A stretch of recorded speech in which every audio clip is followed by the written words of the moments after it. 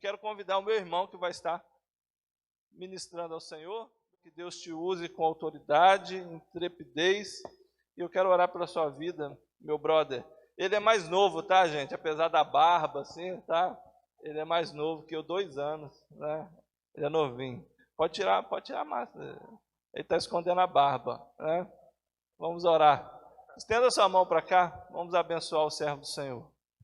Pai, nós queremos agradecer ao Senhor por esse momento da Tua palavra, momento tão importante, Deus, para a vida da Tua igreja, Deus, que é o momento que o Senhor fala conosco, Deus. Por isso pedimos que o Senhor use o Teu servo com autoridade, vinda do alto, Deus, com sabedoria, Deus, e que ele seja um canal, Deus, um canal das Tuas verdades e da Tua ministração aqui nesta noite, Pai.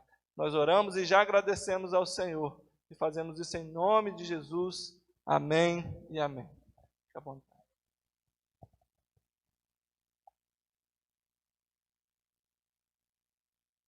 Boa noite. Vocês estão bem? Estão tranquilos? Então tá bom. A câmera é ali, né? Em cima da televisão, na azulzinha lá. Então tá bom. Vocês estão bem? Acho que sim. É uma alegria muito grande poder estar aqui. Eu já estive aqui, não lembro quando, tem já um tempo. E foi bem legal poder participar com vocês. Minhas palavras iniciais é que Deus abençoe a sua vida e que você receba e perceba isso, porque na verdade a todo tempo Deus está nos abençoando, né? Ao passo que o simples andar, o simples respirar, que para nós é simples, mas na verdade vem de Deus, então tudo que vem dele é perfeito, maravilhoso. Na verdade ele é perfeito e maravilhoso.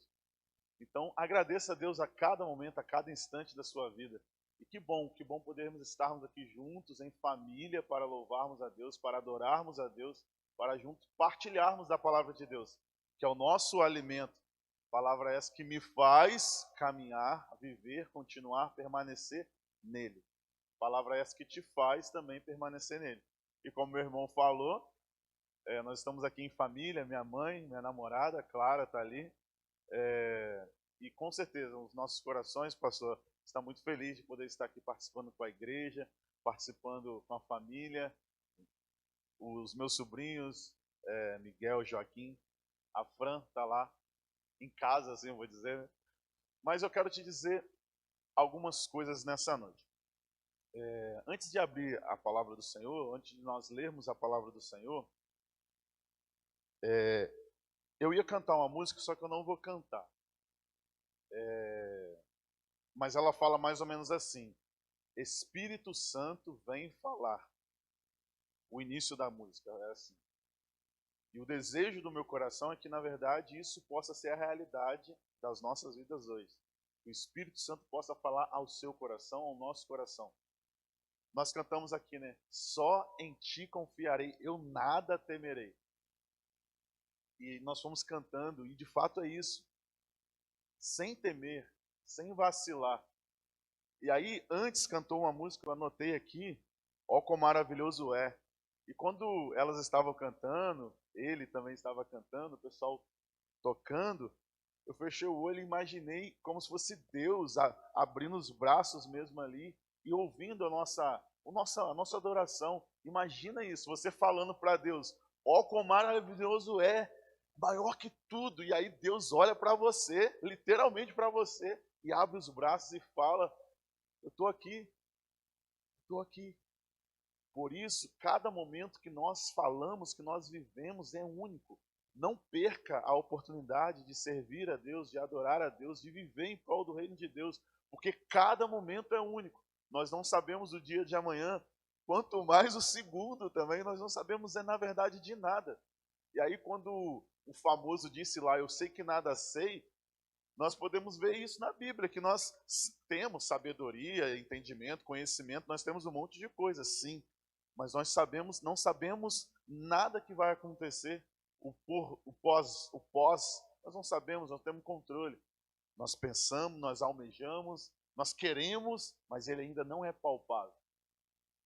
Mas o que é certo é a fé em Cristo Jesus.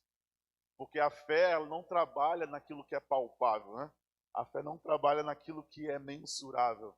mas ela vai além de tudo isso, ela transcende tudo isso, ela perpassa o meu entendimento, o seu entendimento, o meu conhecimento, a minha sabedoria, a sua, a nossa, porque ela é muito além, ela sobrepõe tudo isso.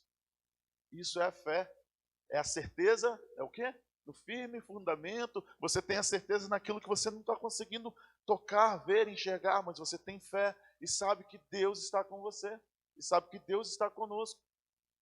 E eu quero falar, e eu trouxe aqui como tema uma pergunta: qual é o seu envolvimento? E talvez você possa parar e pensar, meu envolvimento, mas ele está querendo falar o quê? O meu envolvimento com a igreja? O meu envolvimento com os pastores aqui, com o pastor Levi, com o pastor Edgar? Qual é o meu envolvimento com a minha esposa, com a minha namorada, com o meu pai, com a minha mãe, com o meu tio, com a minha avó? Qual é o meu envolvimento familiar? Qual o meu envolvimento social?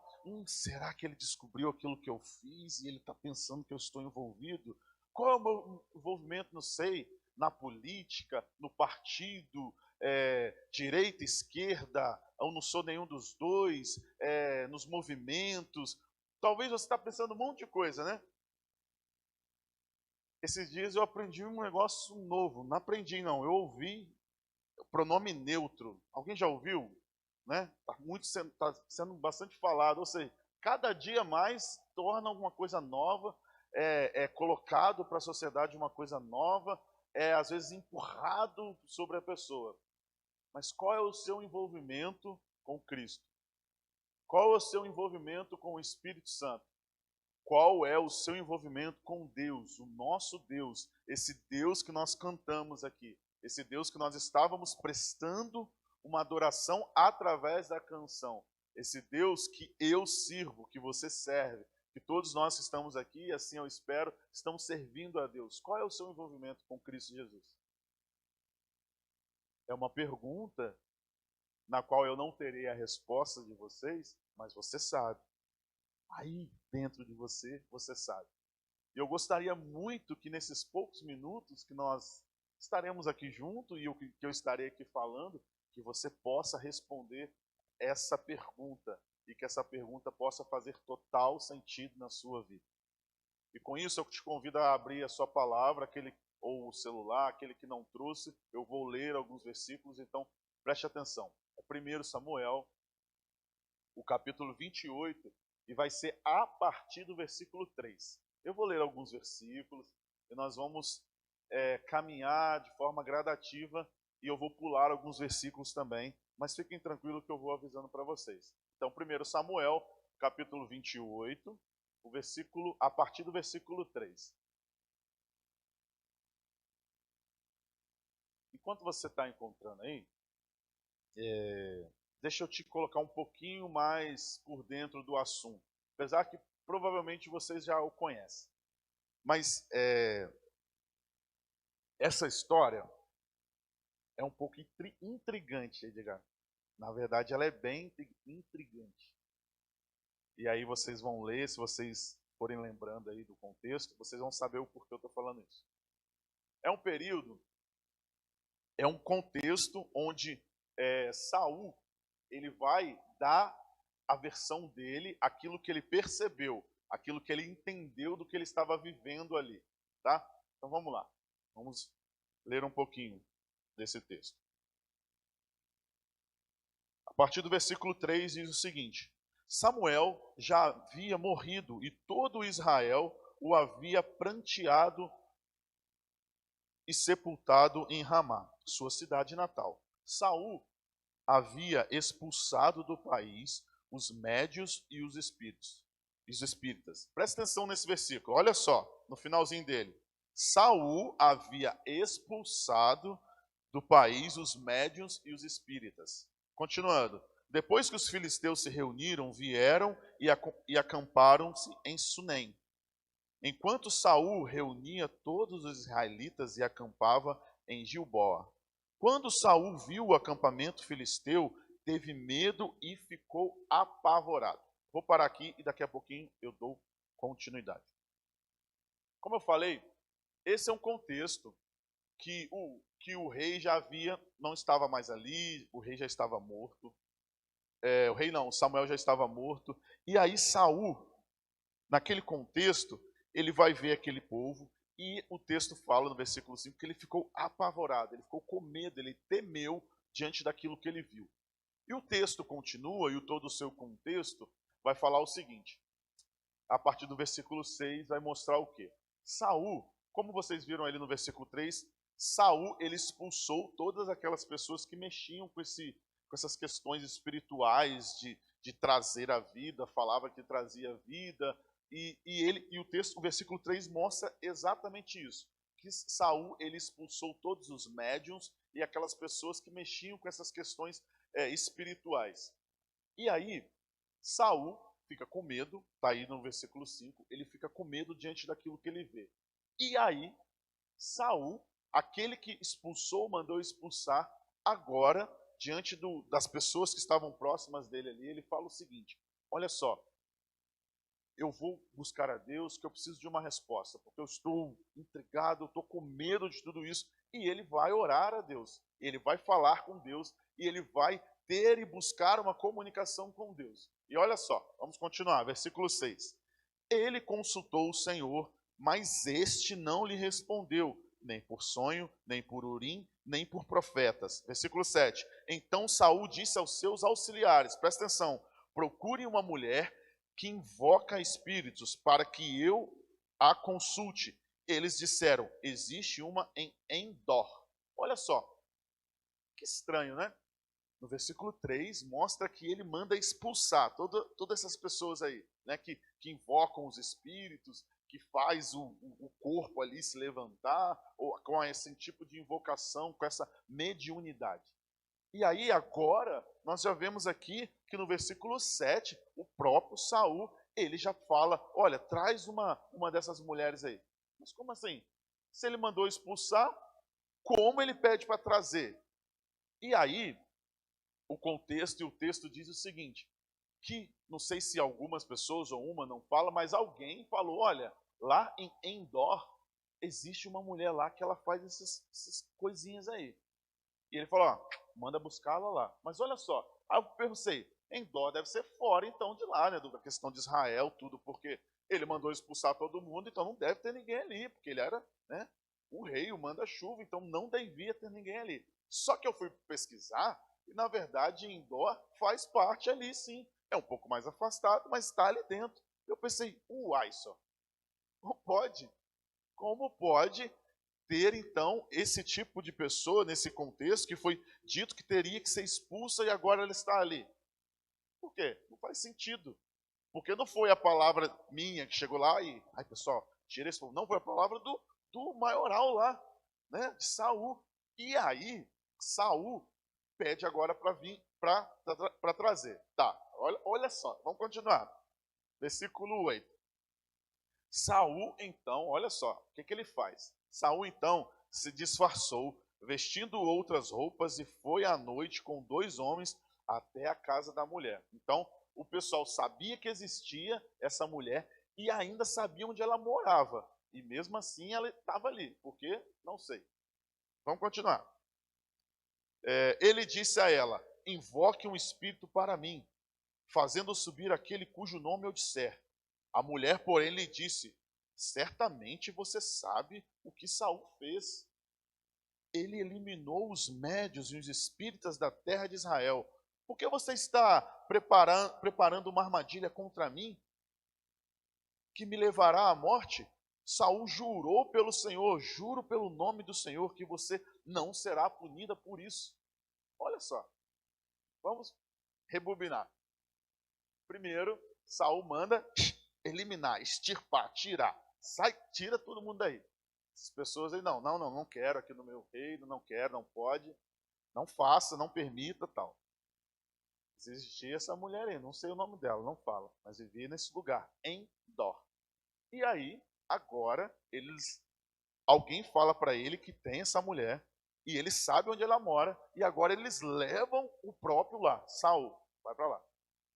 E Saul chega lá, sem se apresentar, porque ela sabia que aquilo que ela fazia era proibido.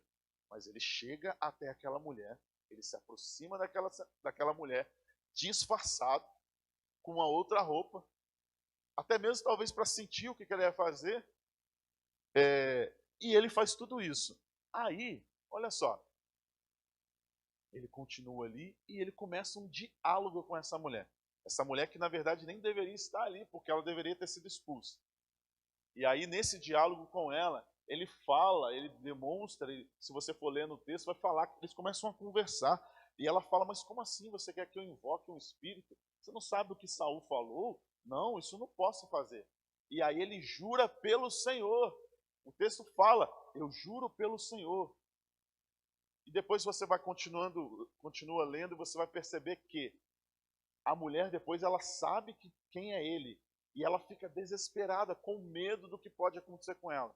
Mas ele já havia jurado, e ele falou, não, pode ficar tranquilo, não vou, você não vai morrer, não, tá tudo certo. Tá, só que aí, essa mulher que Saul estava ali consultando,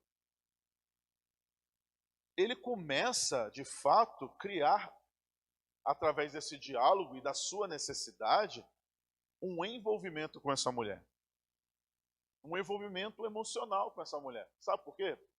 Porque lá atrás, nos versículos anteriores, o texto fala o seguinte, que Saul buscou a Deus, orou a Deus, pediu, clamou porque ele estava com medo, lá no versículo 5, e ele estava lá, só que Deus não respondeu. E aí o texto fala 3 formas que Deus não respondeu.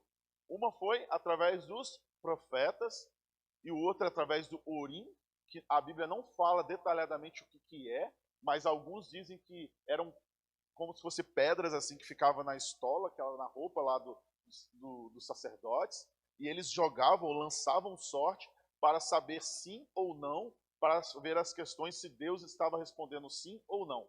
Ou seja, Deus não respondeu pelos profetas, Deus não respondeu por Urim, e Deus não respondeu por sonho. E ele estava desesperado. E agora, ele quer fazer por suas próprias vontades, por suas próprias forças, e ele vai então a essa mulher.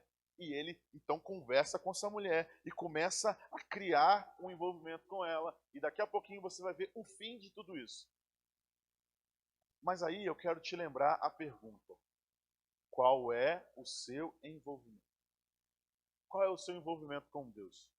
Qual é o seu envolvimento com o nosso Pai, o Espírito Santo, o Deus conosco, o Emanuel, como a nossa irmã falou aqui? Qual é o seu envolvimento? Saul sabia que o que ele estava fazendo, ele não deveria fazer. E eu quero te falar uma coisa. Quando você se envolve com algo errado, isso pode te levar à ruína. Quando você se envolve com algo errado, isso pode te levar à morte espiritual, à morte física também. Se envolver, é muito mais do que, por exemplo, um hábito. O que é um hábito? Um hábito, resumindo, é meio que uma mania. Você tem um costume de fazer, você faz. Por exemplo, eu, Davi, aqui, eu não tenho hábito, ou por hábito, tomar café em casa. Não tenho. Não ligo. Eu acordo, não tomo café. Muito difícil mesmo. Mas, quando eu estou fora de casa, ou, sei lá, na igreja, ou na casa de alguém, ou na rua, eu sinto aquele cheiro do café, parece que aquilo vai te envolvendo e você vai assim, parece que aquilo vai te chamando assim. Não sei quem viu o desenho do Pica-Pau, que às vezes parecia um negocinho de comida e vinha uma mãozinha assim, ó, chamando assim, ó. Come on, venha. E parece que o café vai te envolvendo e você vai ficando ali, isso é tão bom. E aquele cheiro entra dentro de você e você quer. Mas eu não tenho por hábito tomar café.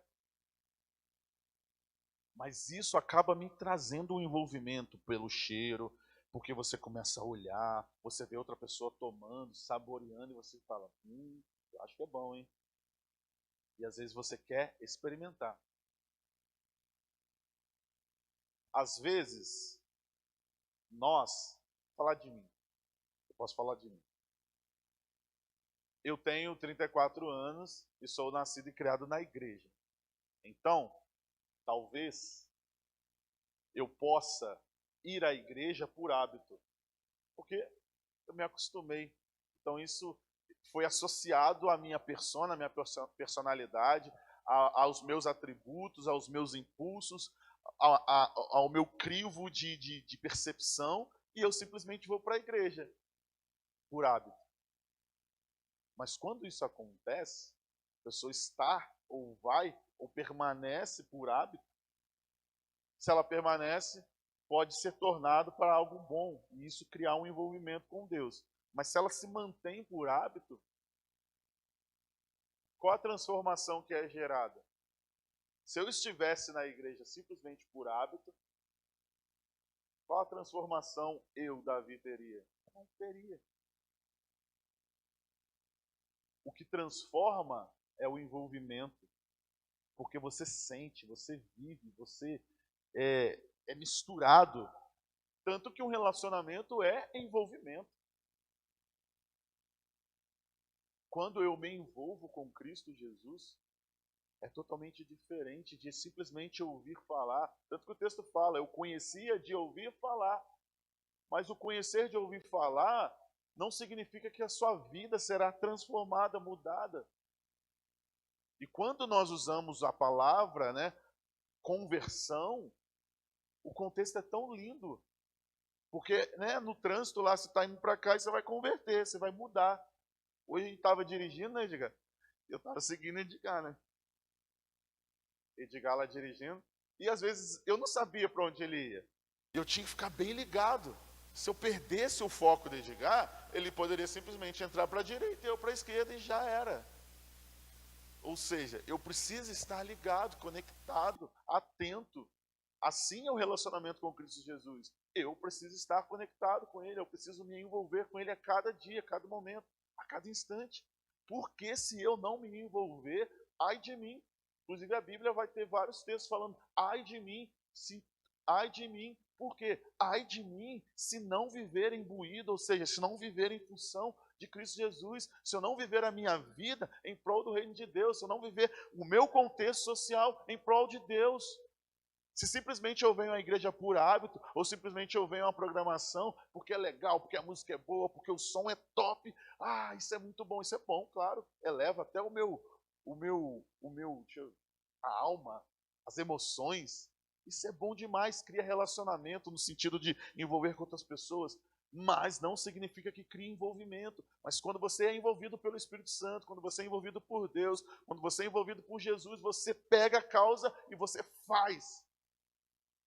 E você canta, ó quão lindo esse nome é, ó quão maravilhoso esse nome é, e você fala, mas você sente, você vive, é diferente de simplesmente falar, de simplesmente demonstrar, mas você vive.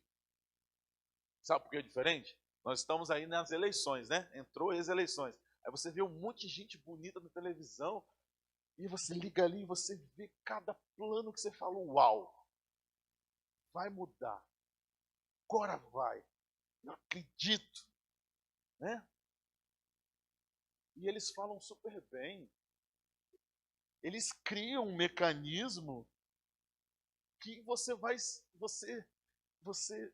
parece que você começa a se aproximar, porque é tão envolvente um contexto, é tão envolvente a fala, um toque quando você encontra. Eu lembro quando eu era criancinha, e tem muito tempo isso já, eu era criancinha, cheio de cabelo, coisa que eu não tenho mais tanto, bem pouco. Eu lembro, passava o político lá que eu gostava, eu criancinha, eu ficava lá, feliz, porque eu criei uma coisa ali com ele, um envolvimento com ele, mesmo sem conhecer. E aí, nós estamos nesse período de política, onde as propostas vêm, onde o contexto é criado, e as campanhas, ainda mais o cara com dinheiro, cria aquela campanha linda, e aí ele ajuda, e ele abraça, ele beija, ele quer demonstrar, mas na verdade nada daquilo é um envolvimento real. É só fachada. Não estou falando de tudo, mas a gente conhece aí. Mas eu estou falando no sentido que, quando é um envolvimento real, aquilo permanece, aquilo dura. E o nosso relacionamento com Deus precisa ser assim, um relacionamento que vive, que permanece. Não um hábito apenas, mas um envolvimento. Onde, quando as pessoas olharem para mim, elas possam sentir a presença de Deus, não porque eu ando com a Bíblia, mas ande sim com a Bíblia. Mas não só por isso, não estou diminuindo, mas entenda, não é apenas isso, mas é o que você vive, é o que você faz. Quando eu dei o exemplo da política, é por quê? Porque o político pode falar muito bem. E aí podemos fazer um culto aqui e trazer um político aqui e ele começar a falar e você até chorar, você se envolver, pelo menos momentaneamente, e aquilo tocar o seu coração e você sair daqui chorando, pensando, uau, eu fui tocado. E aí amanhã você acorda e nada é diferente, porque só foi no cunho emocional, porque isso não é um envolvimento real, mas o envolvimento, ele transforma. E Saul estava se envolvendo com algo totalmente fora, com algo totalmente contrário com o que a palavra de Deus tinha falado, com o que ele mesmo tinha falado, que era para expulsar todas essas pessoas, e ele agora estava se envolvendo com isso. E aí eu disse, cuidado com aquilo que você se envolve, isso pode te levar à morte, isso pode te levar à ruína. Lá para frente no texto você vai ver que isso que aconteceu com Saul, um dos motivos, preste atenção, um dos motivos de Saul, da morte de Saul, foi por conta desse envolvimento com essa mulher, por conta desse encontro com essa mulher. O evangelho é vida, é movimento, é envolvimento. O evangelho não é parado, não é estático. Até mesmo porque se ele fosse, ele não chegaria aqui no Rio de Janeiro, aqui em Nilópolis. A Bíblia fala, lá atrás, né? Chegava um pessoal, estavam falando do amor de Jesus, e o texto fala que eles estavam trazendo alvoroço. Eles estavam alvoroçando. Tá certo essa palavra? Alvoroço, alvoroçando. Isso aí. Eles estavam causando isso porque eles estavam em movimento, pregando, falando, vivendo, demonstrando, fazendo aquilo que a palavra diz, fazendo aquilo que Jesus disse: ide por esse mundo, pregue o evangelho, transforme as pessoas, cure, ore por elas, expulse os demônios, faça, viva, transforme, ame, ame e ame. Porque o mandamento é isso, amar, amar e amar. Não é um pedido apenas, é um mandamento. Às vezes nós esquecemos e nós pensamos que o amor é apenas sentimento. Esses dias eu preguei em uma das congregações da igreja e eu falei sobre amor. E eu disse isso para eles. O amor não é apenas sentimento. Na verdade, o amor é muito mais do que isso. Porque quando a Bíblia fala para você amar o seu próximo, quando a Bíblia fala para você amar o inimigo, imagina você, qual que é o nome da senhora? Você. Darcy. Tá? Nossa, eu tô surdo. Hã? Varsi. Imagina a dona Varsi. Né? Imagina você, não é a sua realidade, tá? Mas imagina a dona Darcy, ela tem, talvez alguém não gosta dela e ela vai demonstrar amor para essa pessoa. Você acha que essa pessoa, ela, quando você vai falar de amor para ela, você acha que ela não gostando, você acha que o desejo do coração, do âmago dela, das profundezas ali da alma, você acha que a vontade dela é de fazer um carinho, te abraçar? Ô, dona Varsi, você é tão... Você acha que não é? Não é. Quando a palavra de Deus fala que nós temos que amar até mesmo os inimigos, ela não está falando de questão sentimental, não está falando para você fazer carinho, para você... Não, é para você amar, para você demonstrar o amor, você viver o amor, ou seja, o amor não é apenas isso, sentimento, corações, canções, poema, poesia, música, não, o amor é viver o amor a cada dia, independente das dificuldades, dos problemas, dos turbilhões da vida, independente do corona, independente de qualquer coisa, mas você vive porque você se envolveu no amor, e o amor se envolveu em você, e por onde você anda, esse amor é como se fosse jogando, a gente usa esse álcool em gel agora, como se você estivesse borrifando o amor em todo lugar, porque o amor ele vai transformando. vai fazendo, ele vai gerando isso em nós, porque o amor não é parado, o amor não é estático, o amor é movimento, o amor é vida, o amor é constância. Isso é a palavra de Deus. Eu não consigo entender um evangelho parado, eu não consigo entender uma vida parada, eu não consigo entender um cristão que não vive em prol do amor de Deus e fala, mas não vive. Eu não consigo entender o contexto eclesiológico ou um contexto social onde se prega o amor, mas não demonstra o amor, onde se fala de amor, mas na verdade a realidade é totalmente utópica, diferente, antagônica. Por quê? Porque eu simplesmente falo, eu simplesmente escrevo, eu simplesmente sei lá, mas eu não demonstro, eu não vivo, porque eu não gero envolvimento.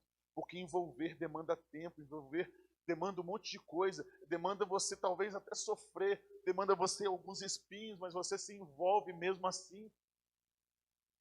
Porque você entende, porque você sente, porque você percebe, porque o Espírito nas nossas vidas, o Espírito Santo de Deus, leva, gera, transforma, faz, e eu faço por conta dele em mim, não por conta minha própria. Se fosse por mim, é muito mais fácil eu ficar em casa, ligar a Netflix, ficar lá vendo a série, lá comendo chocolate. Mas a palavra de Deus não fala para eu ficar fazendo isso. Nem fala para eu descansar, porque na verdade o tempo de descansar, agora Davi, você tem que descansar não, cara, você tem 34 anos, você tem que queimar, você tem que andar, você tem que gastar sapato, cara, tem que fazer alguma coisa. Ou então pegar o celular, mandar mensagem. Nós temos a tecnologia para usar, nós temos a tecnologia para exercer a palavra de Deus. Tem pessoas online ali sendo impactadas, tocadas, louvar a Deus através de vocês, que são instrumentos que estavam aqui. Isso é o Evangelho. Isso é o Evangelho, você vir aqui viver, demonstrar, sentir. Isso é o Evangelho, quando você vem, respeita os pastores, quando vocês demonstram o amor ao irmão, quando vocês vivem isso na prática, isso é o Evangelho de Deus. E Saul sabia de tudo isso. Só que Saul, por um desespero, porque o versículo fala que ele estava com medo, e por conta do medo, ele se envolveu com a pessoa errada. E o fato de se envolver com a pessoa errada, isso houve consequências com ele. E aí, pela terceira vez, eu te pergunto, qual é o seu envolvimento? A gente aprende no seminário que não pode apontar, não é legal você apontar assim. Mas podia ter um dedo ali apontando para todo mundo, contrapondo tudo isso para dizer para mim também, porque qual é o seu envolvimento, Davi? Não adianta eu estar aqui falando e sair dali e não me envolver com Deus, e sair ali as portas e não me envolver com o Espírito Santo. Não adianta eu sair daqui e continuar a minha vida do mesmo jeitinho que eu entrei. A Bíblia diz que o amor de Cristo nos constrange. Se ele me constrange, ele gera uma mudança. Ninguém é constrangido e permanece da mesma forma. Ninguém é constrangido e continua apático, no sentido de não fazer nada ou não sentir nada. Porque o Evangelho de Deus muda, transforma. E Saul vivia tudo isso, mas ele ainda assim se envolveu com aquela mulher. E às vezes é muito mais fácil a gente julgar, né? Só que eu faço muito pior do que ele. Eu me envolvo com um monte de coisa e esqueço, parece Deus, e Deus está olhando para mim. E aí depois eu olho para Deus e falo, Deus me perdoa. E se eu faço isso de coração, Deus me perdoa. E aí o que eu vou fazer agora diante do perdão de Deus, diante do amor de Deus, diante de tudo isso? Por isso que nós cantamos, ó, quão grande é, porque Ele é grande demais. Grande demais. E esse amor que é tão grande, esse perdão que é tão grande, essa vida que é tão grande, que a vida dele em nossas vidas não pode te deixar parado. Não se permita parar. Entenda, eu não estou falando parado no sentido de ficar parado, não, mas parado no sentido de não deixe de orar, não deixe de buscar a Deus na sua casa, no seu quarto, onde você está. Ore, busque, fale com Deus. O Evangelho transforma. Pensa você que do seu quarto, com uma mensagem, você pode transformar uma vida. Pensa você que com uma mensagem você pode alcançar outro país. Pense você, com o simples WhatsApp que está aí, todo mundo usando, você pode tocar um coração e mudar a vida dessa pessoa para sempre. Porque o Evangelho muda para sempre. O Evangelho é envolvimento. Se envolva com Cristo Jesus. Perceba que tudo isso, que a mensagem, que a Bíblia, tudo aponta para Cristo. E quando Jesus Cristo vem, ele se envolve com os discípulos, ele não tem simples um hábito de estar ali andando, ele se envolve. Tanto que ele se envolve, e você percebe que o envolvimento dele é tão grande, que ele faz, ele não simplesmente fala. Ele vai lá e lava os pés dos discípulos.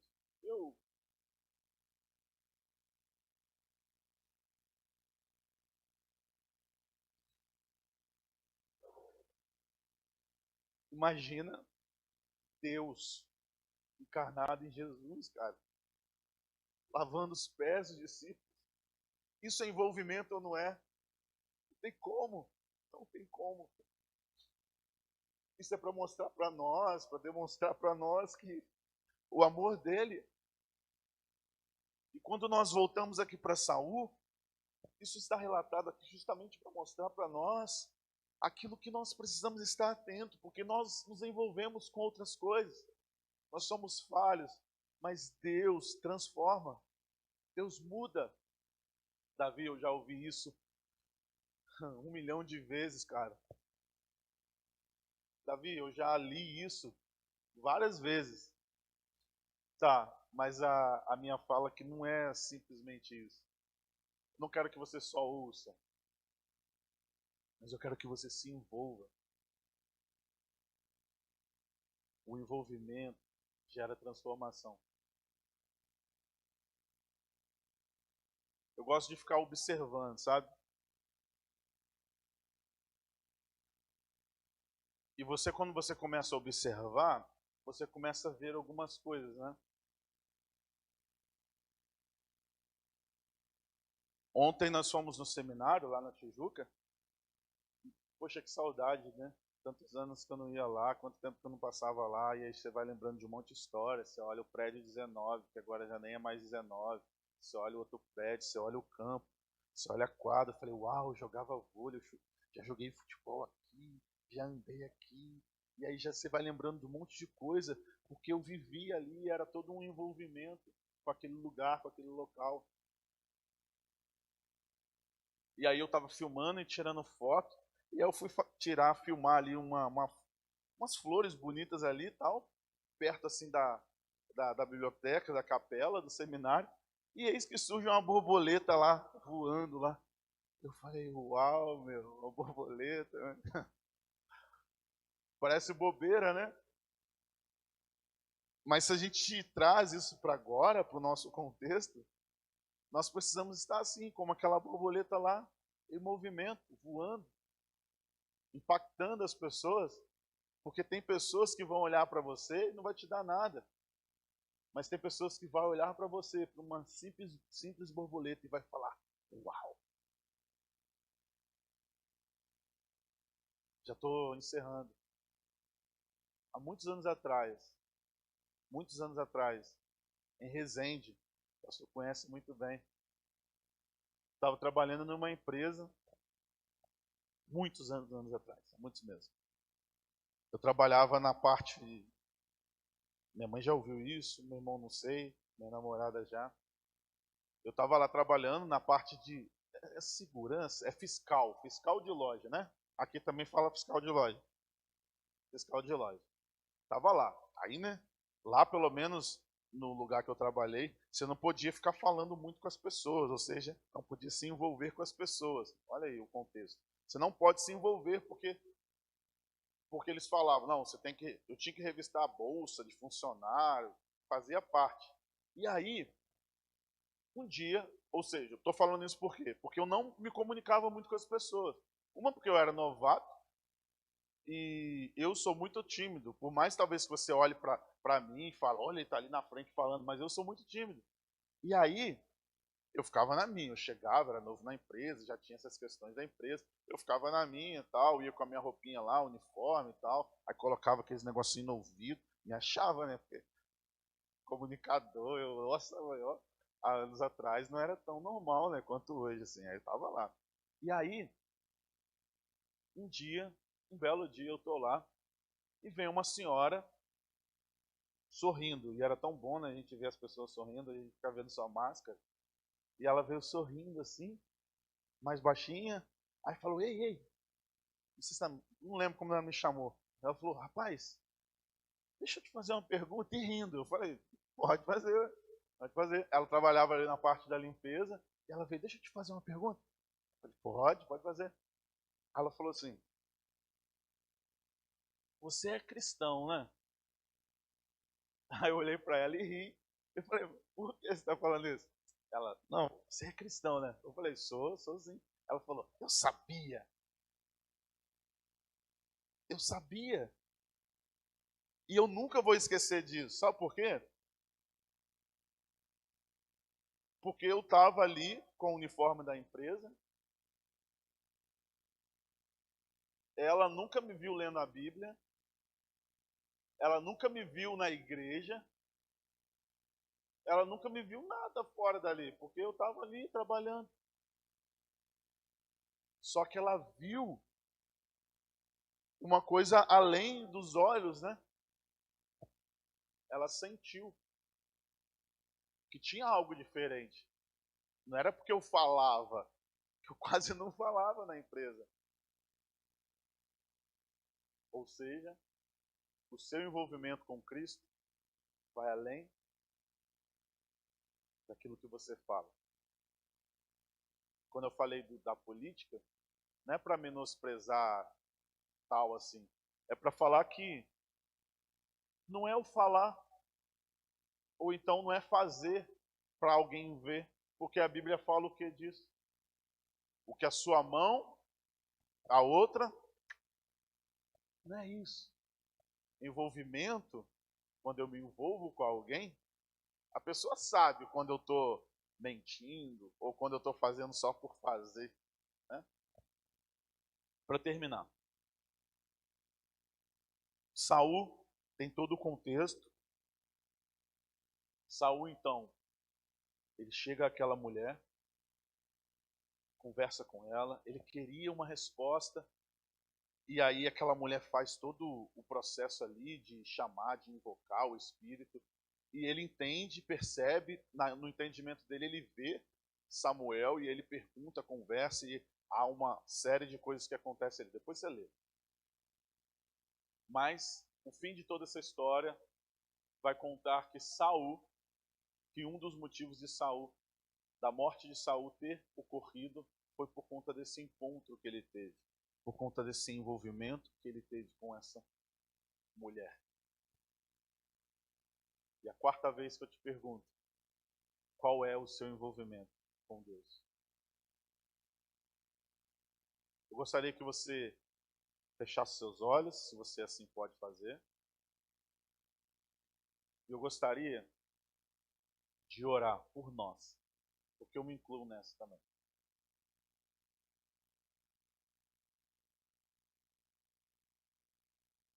E pedir a Jesus que nós possamos nos envolver com Ele,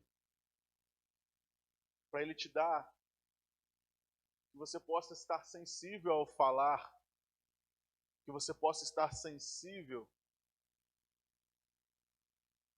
para que você possa entender aquilo que Deus tem para você. A Bíblia nos mostra tudo, nos ensina tudo. Ela fala que temos que honrar os nossos líderes, ela fala que nós temos que honrar os pais, ela fala que nós temos que amar a Deus acima de tudo, de todos, e amar ao próximo como nós amamos a nós mesmos, preferir o outro em amor. A Bíblia fala que se tiver difícil, continue, caminhe, prossiga, porque as coisas vão acontecer. Coma mais um pouquinho de sal, ande por mais algumas milhas.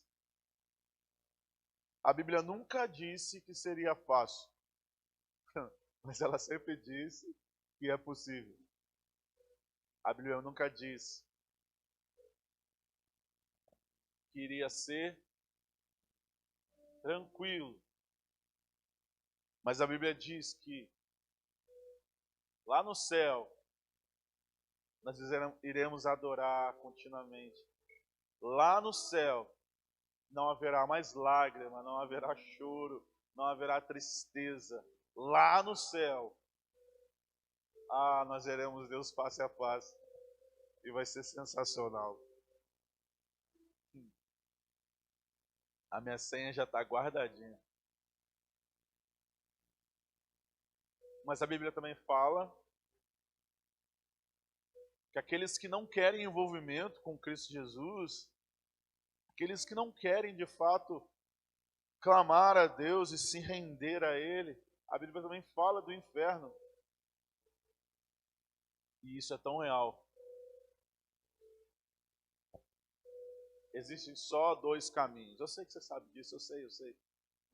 Mas eu preciso falar isso. Existem dois caminhos. E aí você conhece bem, céu ou inferno. E existe uma canção muito antiga que eu lembrei aqui agora que falava assim, perguntava: de que lado você está? De que lado você está?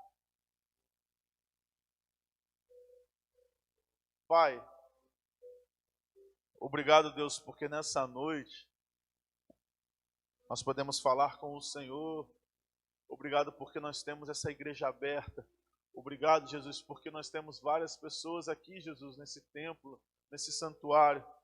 Ó Deus, eu quero muito te agradecer por cada um presente aqui. Eu quero te agradecer.